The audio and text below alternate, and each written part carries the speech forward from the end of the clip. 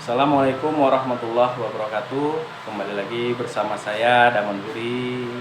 Setelah dalam video saya sebelumnya kita sudah menyusun visi dan misi yang merupakan bagian dari strategi dalam sebuah perusahaan. Dan dalam kesempatan belajar kali ini saya akan mencoba menyusun target dengan metode balance scorecard dengan studi kasus JNE cabang utama Medan. Di dalam sebuah strategi, target adalah tahapan ketiga setelah visi dan misi. Target adalah sebuah pencapaian yang dapat diukur. Target juga harus sejalan dengan apa yang menjadi visi dan misi. Target dapat dibuat menjadi dua tahapan, yaitu target jangka pendek, yang mana target ini dalam kurun waktu 1 tahun ke depan. Kemudian target jangka panjang, yang mana target ini dapat dibuat dalam kurun waktu 3-5 tahun ke depan. Namun hari ini ternyata perusahaan tidak mampu membuat target sampai 5 tahun. Hanya mampu membuat target hingga 3 tahun ke depan. Kenapa demikian? Karena kondisi tren perubahan global yang tidak bisa diprediksi. Saat ini kita berada di era tuna yang merupakan singkatan dari turbulensi, begitu banyak goncangan-goncangan, uncertainty, begitu banyak ketidakpastian, novelty, begitu banyak kebaruan, ambiguity, begitu banyak kecemasan. Jadi mengapa saat ini perusahaan hanya mampu membuat target 3 tahun ke depan? Dikarenakan kondisi era tuna saat ini. Kali ini saya akan mencoba belajar menyusun target jangka pendek dengan metode balance scorecard. Apa itu balance scorecard? Balance scorecard sendiri ditemukan pertama kali oleh Alex Miller pada tahun 1998. Banyak perusahaan-perusahaan yang hanya mengutamakan finansialnya saja dan hanya berbicara tentang profit dan melupakan target-target non-finansial. Nah, kali ini kita akan mencoba mendefinisikan balance scorecard. Balance yang artinya berimbang, sedangkan scorecard adalah suatu waktu dapat di-scoring dan diukur. Seperti skor dalam sebuah pertandingan sepak bola. Di situ ada skor, ada nilai-nilai di dalamnya.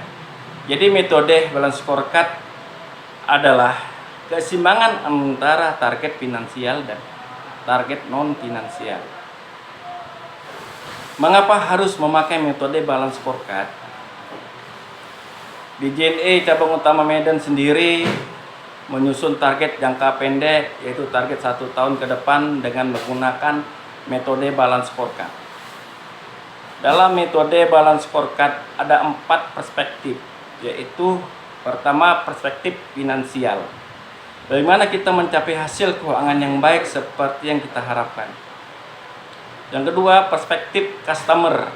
Bagaimana kita mengembangkan jumlah pelanggan, bagaimana pelanggan merasa puas akan pelayanan, dan juga bagaimana kita mengembangkan jaringan-jaringan agar pelanggan lebih mudah bertransaksi.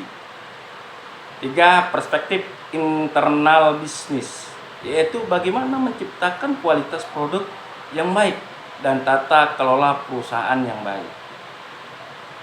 4, perspektif learning dan growth, yaitu peningkatan kompetensi dan pertumbuhan, di mana sumber daya manusianya yang memiliki kompetensi yang baik, membangun budaya kerja yang baik, dan bagaimana kesejahteraan karyawannya. 4 perspektif ini kalau kita analogikan seperti pohon mangga. Bagaimana pohon mangga dapat menghasilkan buah mangga yang baik, ranting-ranting dan daun-daun yang rimbun, batang pohon yang kokoh, serta akar-akar yang kuat. Jika tadi metode balance scorecard dimulai dari finansial sampai ke learning and growth, dalam analogi pohon mangga ini kita balik dari learning and growth-nya dahulu, baru finansialnya. Nah, kita mulai dari akar. Di sini akar kita analogikan sebagai human capital dan learning and growth. di mana membangun SDM yang berkompetensi, engagement karyawan, kultur atau budaya perusahaan, serta kesejahteraan karyawan. Jika akar sudah kuat, maka akan tumbuh batang pohon yang kokoh. Nah, batang pohon ini kita analogikan sebagai proses bisnis internal. Bagaimana membangun proses internal yang baik, mengelola perusahaan dengan baik, dan menciptakan produk yang baik. Kemudian dahan atau rantingnya kita analogikan sebagai customer. Jika sudah memiliki batang pohon yang kokoh, maka akan tumbuh dahan-dahan atau ranting-ranting yang rimbun, di mana customer kita dapat berkembang dan dapat memberikan income pendapatan untuk kita. Jaringan-jaringan perusahaan yang semakin luas yang ada di setiap kecamatan dan bahkan di kecamatan kabupaten. Customer akan mudah bertransaksi di counter-counter serta mudah menemukan outlet jika customer ingin bertransaksi. Jika sudah memiliki dahan, ranting, daun yang rimbun, maka akan menghasilkan bunga buah mangga. Nah, buah mangga ini kita analogikan sebagai finansialnya.